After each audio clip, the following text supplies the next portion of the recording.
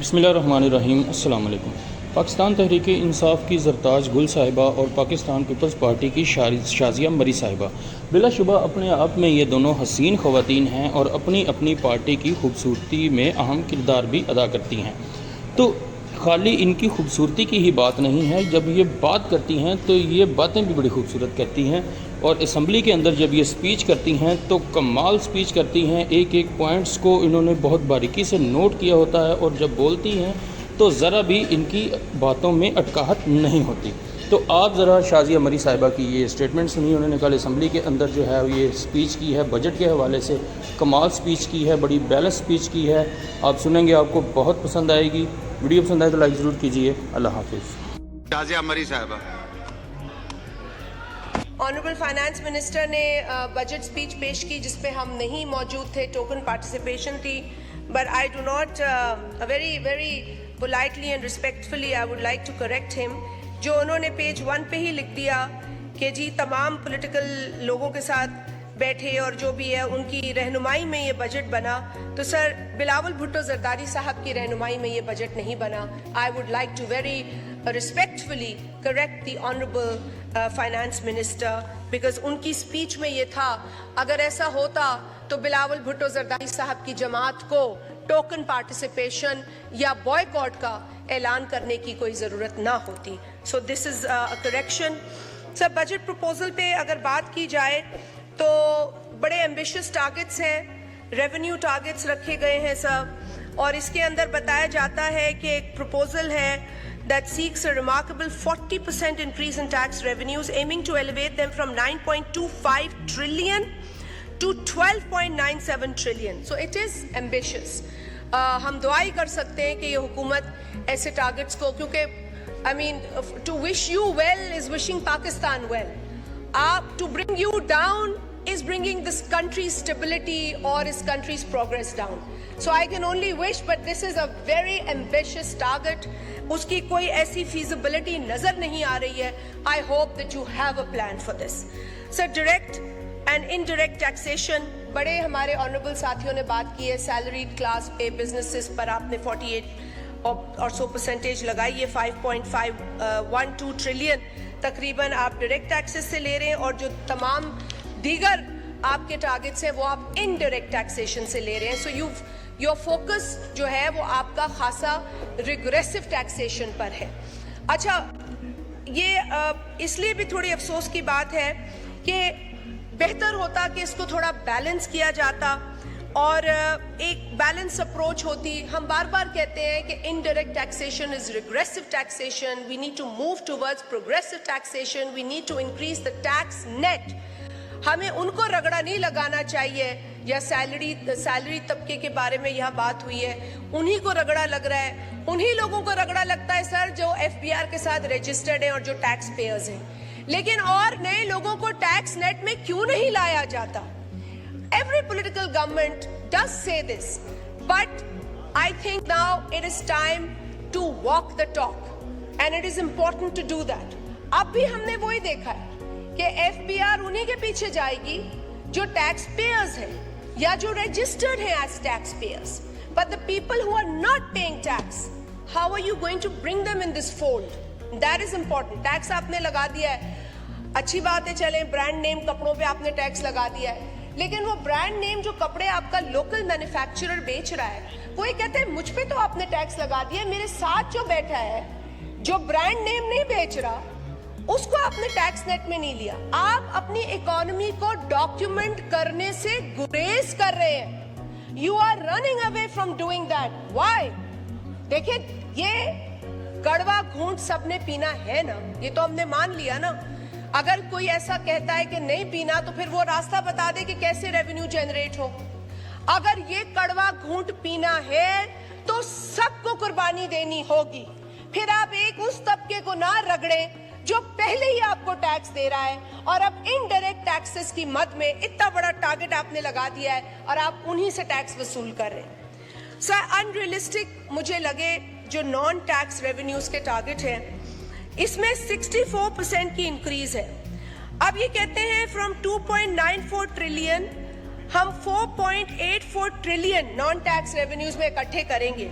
अच्छा, primarily this is expected from State Bank of Pakistan के उनके जो profits हैं, which is about 2.5 trillion. Now what is interesting here is कि आप 2.5 trillion का तो फिगर दे रहे हैं, but current जो year है उसमें स्टेट बैंक की यही फिगर की जो परफॉर्मेंस है वो है 972 billion only. Now how are you going to achieve this target? चले मान लिया, I am assuming that you are going to increase the interest rate. If you increase the interest rate, I am just assuming it because you did not take us into confidence, so I will have to assume things. So if I am assuming कि interest rate बढ़ाएंगे, then cost of borrowing बढ़ जाएगी. Cost of borrowing बढ़ जाएगी तो फिर आपका इसी वहीं पे आगे दावा जो है कि आप टारगेटेड 3.6% GDP ग्रोथ रेट पर भी आ रहे हैं. वो ग्रोथ रेट इस इंटरेस्ट रेट के बढ़ने से नहीं हो पाएगी. आपकी इकोनॉमी जो इकोनॉमिक एक्टिविटी या इकोनॉमी है वो एक्सपैंड होने के बजाय कॉन्ट्रैक्ट हो जाएगी.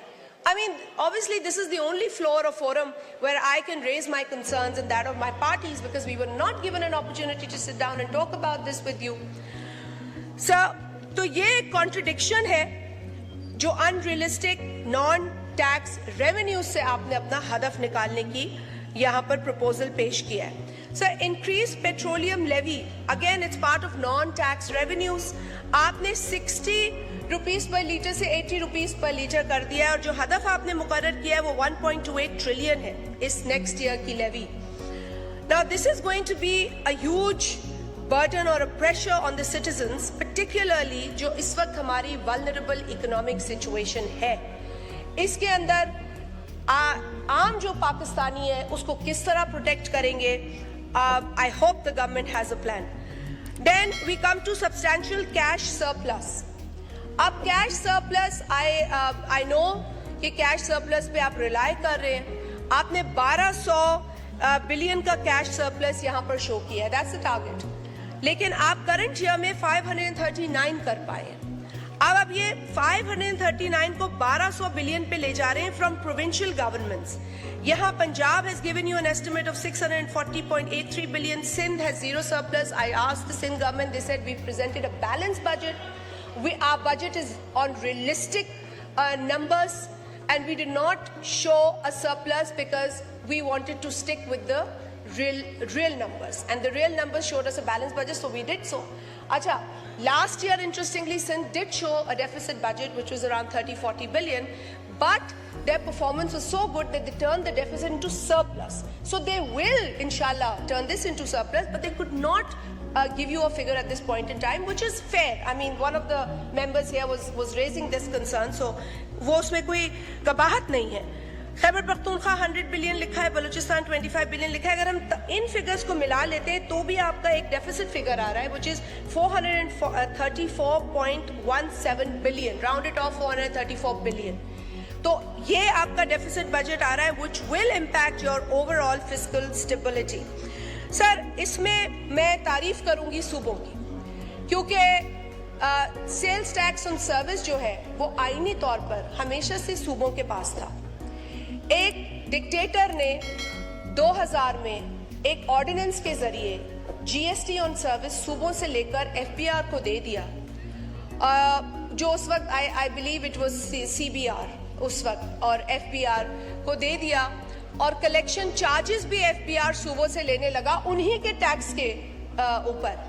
खैर, in 2010 we were able to undo this and bring this tax constitutionally, जो प्रोविंस का राइट था, to establish that again.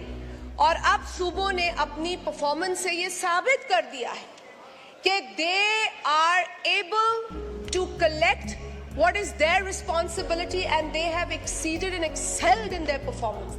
The targets they've exceeded, they've excelled in their performance wherever the provinces have this mechanism. So इसीलिए बिलावल भुट्टो जरदारी साहब की इस proposal पे मैं आना चाहती हूँ, जब उन्होंने कहा था कि since the provinces have done so well in collecting the GST on services, why don't you give the responsibility of collecting GST on goods also to them? I know constitutionally it's the federal domain, but why can't we do this? अगर आपके सूबे अच्छा काम कर रहे हैं, federating units अच्छा काम कर रहे हैं, आपको रेवेन्यू जो टारगेट से मीट करके दे रहे हैं जीएसटी के ऊपर ऑन सर्विस के ऊपर, तो why don't you give them this additional responsibility? अगर वो कहते हैं कि वो पूरा कर देते हैं तो वेरी गुड, अगर नहीं करते, डेफिसिट होता है, तो सूबों को कहें उनके बजट से ले लें, और अगर वो आपको सरप्लस करके देते तो सरप्लस एज रिवॉर्ड उनको दे दे ताकि वो सूबे की तरक्की में लगा सकें. It's not a bad idea, we can think about it. Why I am saying this? Because आप एक फिस्कल पैक्ट पे बात कर रहे हैं सूबों के साथ. ऑनरेबल मिनिस्टर को पता